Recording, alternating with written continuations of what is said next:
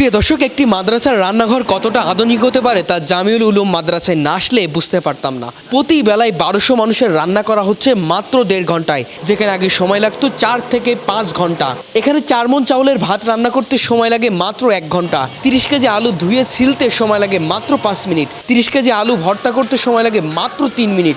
এই মেশিনে এখন সবজি নিমিষে কেটে দিতে পারে মাত্র কয়েক মিনিটের মধ্যে।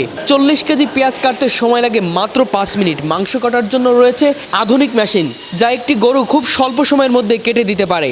আগে যেখানে হাঁড়ি কড়াই রান্না করা হতো, এখন সেগুলো বাদ দিয়ে একদম আধুনিক পদ্ধতিতে রান্না করা হচ্ছে এই মাদ্রাসায়। দর্শক, একটু আপনাদেরকে ঘুরে ঘুরে দেখাই, চলুন।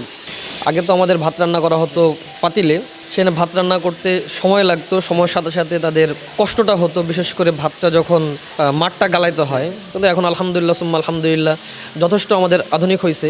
এই 1200 মানুষের রান্না করছেন কত মিনিটে? এখানে আমাদের 1 ঘন্টাতে 1200 মানুষের খাবার রান্না হয়।